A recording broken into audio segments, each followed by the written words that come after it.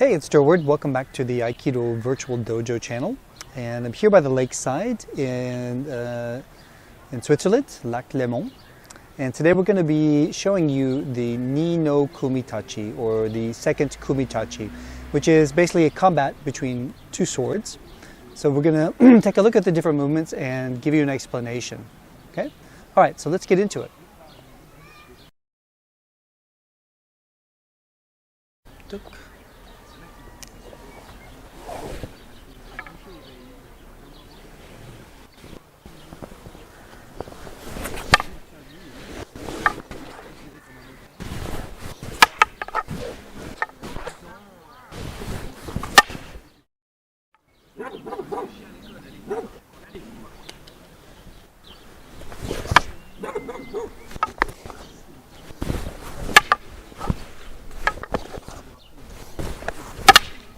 Okay.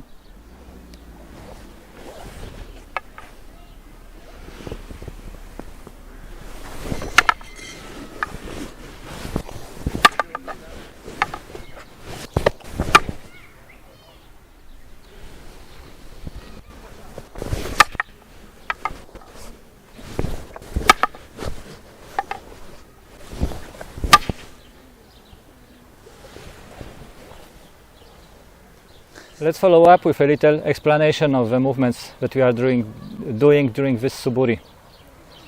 So we will start both in Kenkamae with the Bokken or swords crossed, and I will start raising slowly the Bokken, and I can decide to attack at any moment. So I can go above my head and attack from here, or I could even make a shorter movement and attack almost straight in. And my attack is a slide forward with the legs, and I'm trying to cut on the inner side of the knee. This is more or less the direction I want to go. So now, as Durward is raising a little bit his Bokken again, I see an opening on the other side.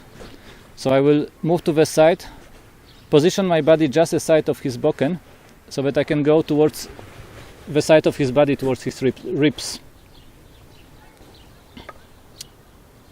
And now from here the other side is open for me to attack, so I will go back to the other side with a cut around my head, Gyakuyo Komen. Durward is blocking, pushing me away. So now again I see the same opening as before on this side, and this is actually the movement just like the shichi no awase, which we explained in one of the previous videos. So I move to the other side again, just aside of Durward's Bokken, and targeting his ribs. So another block, and then I do my final cut where I think that I will finish probably. Actually it's Durward as the Uketachi who is finishing the sequence. Okay, so now let's take a look at the other side that's receiving the attack, the Uketachi. And so Marcin explained the Uchitachi, the attacking sword. And so we're going to take a look at it again, but from my side. Okay, so again, we begin both in Kamae. Now I'm going to be following Marcin's movement. So as soon as he begins, I want to move with him. So whatever height he reaches up to, I follow that movement. So just in case he attacks in midway or whatever, but finally it moves all the way up.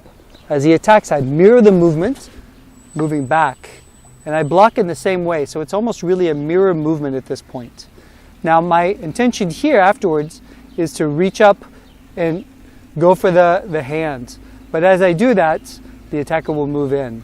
So I am obligated to step back, keeping the sword in front of my center simply, and just stepping back and holding the sword in position to block. Now if I'm grounded in this position, if he continues his ski, he'll move right past and I'll stay on his center line. So it stays on my center and on his center at the same time. Now he's obligated to come around. As I do that, I have just enough time to block here. So it's not really a full cut. So I block with a connection here. I'm going to almost whip the sword.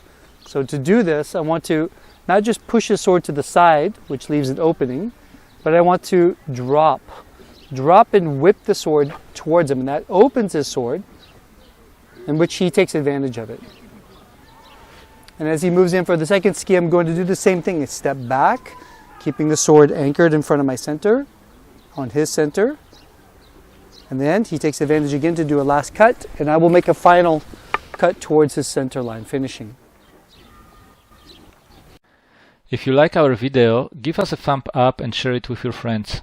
You can also subscribe to receive notifications about new videos being published. More information is available in the channel description as well as through the links section.